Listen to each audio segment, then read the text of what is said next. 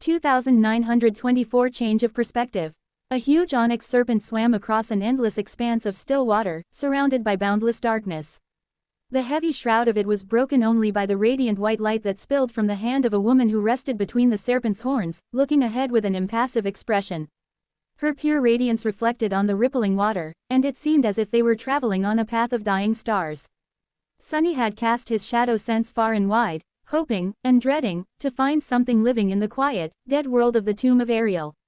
However, there was no movement in the lightless void around them. No warmth, no sound, only darkness, stillness, and terrifying cold. The more time passed, the more wary he felt. It should befall us soon. There were numerous perils on the great river, or had been, at least. One of the more deadly ones was the time storms that wandered its vast expanse, carrying with them fragments of the distant past. That was where Sunny had witnessed the reflection of Nether, the demon of destiny, once, and barely survived the pale echo of his calamitous killing intent. The waters downstream of Weave were especially wrought with time storms, so Sunny expected to meet one soon. That was how it had happened in the nightmare, at least, that was where they had lost Ananke. But no matter how far he swam, there was no sign of an approaching storm. The great river remained still and quiet. It seemed like the time storms had been quelled, just like its eternal current. On the head of the onyx serpent, Nephis sighed. We should be near the chain breaker by now. Sunny changed direction, circling the endless expanse of dark water in a spiral. Soon, he heard a sound that seemed alien in the grave silence of the tomb of Ariel. It was the sound of rustling leaves, carried from afar by the wind. Sunny chased the wind to its source, and before too long, he sensed the shadow of the chain breaker resting on the dark water. The battered ship was floating listlessly in the vast darkness. There were ugly burn marks and horrible scars littering its wooden hull. The deck was splintered and covered in soot, with deep grooves cutting into its surface. The railings were shattered and broken in numerous places, the mighty siege engines lay broken and destroyed. Several gargantuan holes had been punched through the deck, as well, revealing the devastated interior of the ancient vessel. It looked like a ghost ship abandoned by its crew. Sunny came to a halt, looking at the battered ship as an eerie sense of déjà vu took hold of his mind. This was exactly how they had found it in the nightmare. He remembered thinking that the chain breaker looked like it had escaped from the depths of hell after a long and terrifying battle. The scale of the destruction, the marks left on its ancient hull by some unknown and terrifying beings, it had been enough to make that young, inexperienced version of Sunny shudder. Who knew that he had not been that far from the truth? Chuckling quietly, Sunny raised his colossal head above the water and rested it on the broken deck of the chain breaker. Let's go. The flying ship had indeed escaped the depths of hell, of Ariel's hell.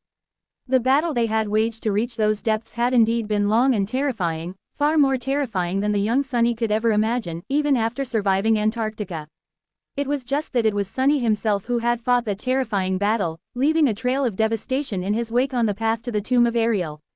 Life was funny that way. Once upon a time, he had not been capable of even imagining such power, and now, he was the being wielding it. Most amusing, however, was the fact that the vast and terrible power he could not have imagined was insufficient to achieve his goals. It was woefully not enough. The summit of what the young Sunny could imagine was the bare minimum his current self could accept. I used to be such a fool. Then again, he was probably still a fool.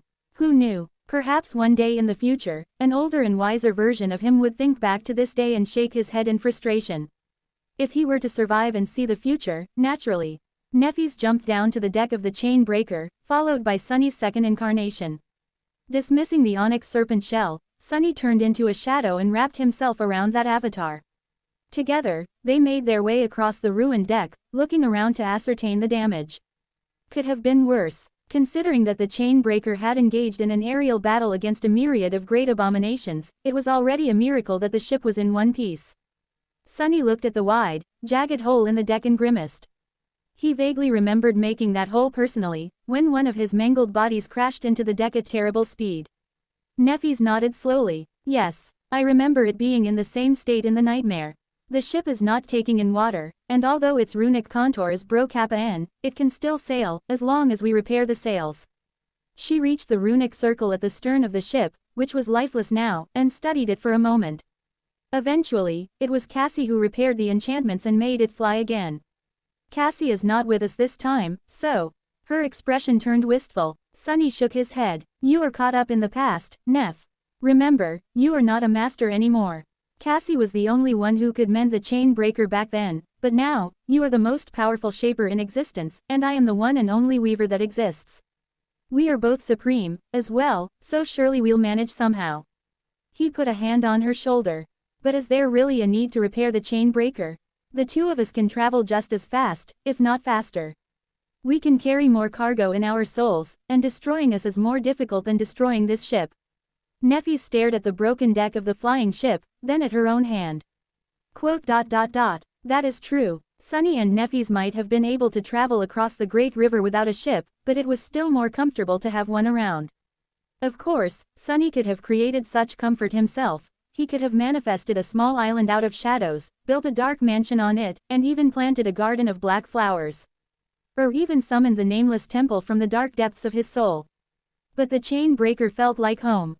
Sunny had found it on the Chained Isles a long time ago, encountering the mordant mimic there and almost losing an arm to it.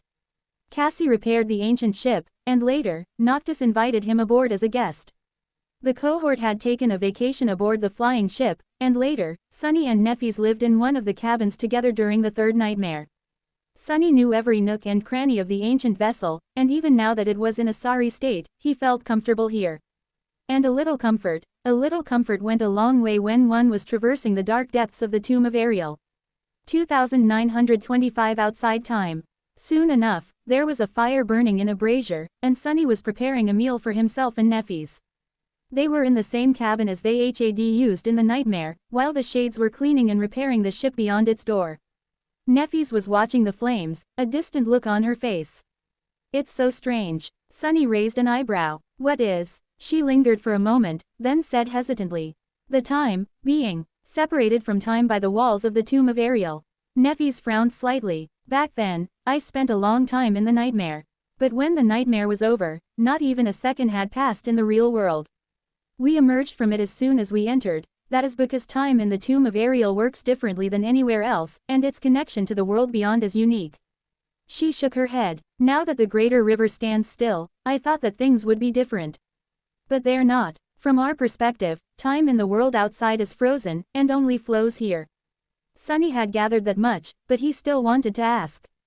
How do you know? Neffys pointed to the flame. I am still connected to the few people who are left in my domain. I can feel the flames of their longing. However, those flames don't dance anymore, they are static, unmoving. Like beautiful statues made from radiant ice. She looked at Sunny. You have a similar connection to the subjects of your domain, don't you? Sunny remained silent for a few moments. There is a kind of connection, yes. They serve as conduits of my perception, just like the shades, but it's a conscious action on my part, to look at the world through them.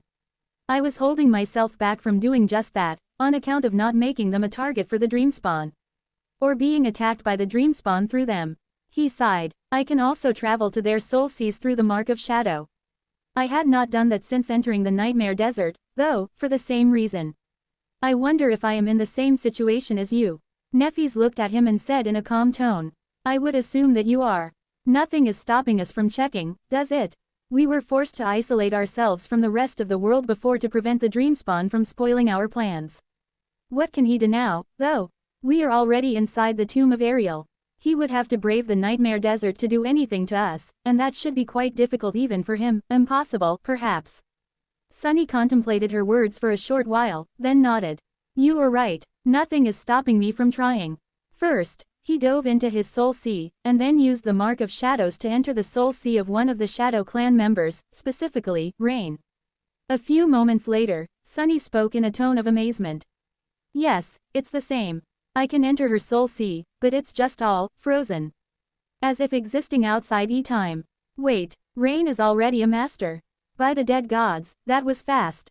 He grinned. That's my disciple, by the way. Neffys just stared at him silently, prompting him to continue. Next, Sunny tried to perceive the shadows around Rain. Well, that is strange. Rain is on the upper level of the Ebony Tower, frozen in time. Oh, and your mother is with her. Neffys let out a quiet sigh. She had not shown it, but he knew that she was worried about Smile of Heaven. The Ivory Island had fallen, after all, and neither of them had known what happened to its inhabitants. As Neffys allowed herself a few moments to enjoy the feeling of relief, Sunny briefly attempted to sense the shadows around Revel. He blinked a few times. What the hell? Out there, frozen in time, the marvelous mimic seemed to be besieged by vaguely familiar abominations, stomping them with its feet as the warriors of the Shadow Legion and Nightmare, and Little Ling, were defending the walking castle from the swift figures climbing its walls. Revel herself was in the thick of the battle, raising One of the creatures into the air by the neck as her dark wings opened to push the others away. Barrow wraiths. Where the hell did she find those? He covered his face with a palm. Well, it did not matter that much. Revel seemed to have things under control, and with Nightmare there, she had more than enough power to defend the mimic from most enemies one could find in the vicinity of the Forgotten Shore. At least he knew now that the Shadow Clan had escaped the clutches of Astarion, mostly. He did notice that more than a few of his agents were missing, having most likely succumbed to the plague. Sunny remained silent for a while, then asked, "Do you think we can leave the Tomb of Ariel? By crossing the realm boundary and returning to the waking world, I mean." Neffys did not answer immediately. When she did, her voice sounded somber. "We probably can. It is just that I don't think that we will be able to come back the same way, and we must not leave, regardless." Sunny raised an eyebrow. "Even if there is a good reason?" She nodded. "Yes. Because this place, it is the source of all nightmares. I am afraid that if we cross the realm boundary from here, we will bring more nightmares with us. Perhaps there will be another chain of them, starting from the point where we open the boundary to come through. Or maybe the entire area around the point of our arrival will be swallowed by the dream realm. In any case, I am not willing to risk it." Sunny studied her for a few moments, then looked away with a sigh. "I guess I should be happy that we don't hear the call anymore." He shivered. The seventh seed. It was really here, somewhere above their heads. "Dinner is ready." He plated the food and stared at it for a while. The Forgotten God was trapped in a nightmare above them, and here they were, trying to enjoy a warm meal. Who could eat when the God of Corruption was nearby? Well, Effie probably could. I wonder how Effie is doing. He was distracted from his thoughts by a satisfied sigh. Looking up, Sunny saw Neffys enjoying her food as if nothing was the matter. Right, corrupted gods or what have you, people still had to eat. Well, Supremes did not really have to eat. But food was delicious, so why wouldn't they? People really can adapt to anything. Forgetting about the Forgotten God, Sunny smiled faintly and picked up his chopsticks. "Enjoy your meal." 2926 Broken Star. In the end, the time storm never appeared. Sunny and Neffys spent a night on the chain breaker, resting and recovering. By the time they woke up, Neffys had replenished enough essence to heal most of his wounds, restoring a few more incarnations to a functional state. She also had enough essence to assume her transcendent form, so if they wanted to, they could fly across the dark expanse of still water without the need for the chain breaker. However, that would cause her untold agony, so Sunny assumed the form of the Onyx Serpent once more. Neffys placed the chain breaker in her soul sea, and they swam downstream, heading for the waters where Fallen Grace, the City of Dusk, which had been the last human settlement in the nightmare, was supposed to be. The journey took them a considerable time to complete. By the time they reached their destination, all of Sunny's incarnations could be manifested again. Saint had recovered from her wounds, as well, and Slayer was mostly healed, only Serpent was still being mended in the nurturing darkness of his soul, having been wounded too terribly. The Shadow Legion, too, was steadily regaining its strength. Sunny judged that he would be back to the peak of his power by the time they reached Verge, or perhaps even sooner than that. In all the time they had been moving downstream, they had not met a single nightmare creature. They had not met anyone at all, really, and had not seen anything rising above the dark water. The great river was still and dead. And Fallen Grace was nowhere to be found. Sunny and Neffys spent a long time, no less than an entire day, searching the waters for signs of the last human city. However, they did not discover anything. It was as if Fallen Grace had been caught by the currents and fell over the edge of the great river, shattering into a million pieces after the impact against the distant floor of the Tomb of Ariel. Perhaps it had. The same thing that had happened to Weave might have happened to Fallen Grace, only Fallen Grace was situated much closer to the edge, so its ruins could have easily fallen into the dark abyss of the Great Pyramid. In the end, Sunny and Neffys had to abandon the search. He rested his enormous onyx body on the dark water, a different incarnation looking from its head on the vast expanse of the great river. Sunny sighed. "You know, I hope to find someone alive here. Not even Darren and his saints." I wanted to find the river people. He looked down, a deeper darkness obscuring his eyes. Because they are different from us. We come from the divine realms, but the river people, they were descendants of people from a mortal realm whom the Sibyls had brought here to save them from the end of the world. From the Doom War. So even if a single city remained, it would have meant that someone survived. That someone avoided the damn calamity that the gods and the demons brought upon existence. That someone had avoided doom. Sunny grimaced and looked into the distance. But I guess it was too much to hope for, wasn't it? Weave was gone, and Fallen Grace was gone as well. Twilight had only existed in the nightmare, so, only Verge remained. Verge was not a city of humans, though, it had been, once, but by now, it had long turned into a city of abominations. Sunny was tired of only finding death and destruction in the dream realm. He had seen so much of it that the spirit of exploration that had once burned in his chest was almost extinguished. Leaving the empty waters where Fallen Grace, the beautiful city of eternal dusk, had thrived once, they turned away from the edge and plotted a course to their next stop. To Eletia's island. Sunny and Neffys had been on the way to their destination when he slowed down gradually and then came to a halt. The colossal onyx serpent raised its long neck above the water, looking into the distance with a fierce glint in its black eyes. What is it? Neffys looked at his human incarnation, frowning slightly. But Sunny could not answer immediately, because he himself was not sure. I don't know. Something is wrong with the river. Neff's frown deepened, and she looked in the same direction he was looking. Sunny cautiously swam forward. Soon enough, they saw the first signs of the anomaly he had sensed. The great river was growing shallow. It was almost impossible to believe, but the endless depths below them were not so endless anymore. Sunny could already sense the vast emptiness somewhere far below, and as they moved further, the mass of water only grew thinner. Eventually, inexplicably, it was only barely deep enough for him to move in the massive shell of the onyx serpent. Even then, the plane of the great river had grown uneven, it was deeper in some places, and feebler in others. In some places, the water was entirely gone, and circular chasms appeared on its surface, full of empty darkness. There were more and more of these holes, until the great river simply ceased, and the still water in front of them opened into a vast, echoing emptiness. It was like the edge of the world, of this world. An edge that was not meant to be here, in the very middle of the great river. How is this possible? The great abyss in front of them was not empty, either. Something was hovering in the heart of it, something massive and cold, utterly devoid of life. Sunny and Neffys glanced at each other. Then, without having to say anything, they both took to the sky. Neffys had summoned her radiant wings, while Sunny manifested a pair of raven black ones. He also dismissed the onyx serpent shell, taking that incarnation with him in the form of a shadow. It took them no more than a few minutes to reach the center of the vast chasm and see what was floating there, suspended in nothingness. It was a strange, irregularly shaped mass of solid matter, full of jagged edges and sharp lines. The mass was enormous, easily dwarfing the largest island Sunny had seen on the great river, and utterly devoid of life. There were no people, naturally, but there were also no trees, no grass, no water, no flowers. Not even moss. Sunny and Neffys landed on the strange island, feeling uneasy. What is this place? Sunny frowned, studying the chaotic shape of the great island. It inclined downward on one end, while the other was raised sharply, as if a mountain rose there from the hard ground. And speaking of the ground, kneeling, Sunny studied it intently for a short while. There was no soil, and the ground itself was jagged and uneven. It was also slightly translucent and crystalline, resembling nothing Sunny had even seen before. But even without having seen anything like it, Sunny could still tell what they were standing on. Do you recognize its nature?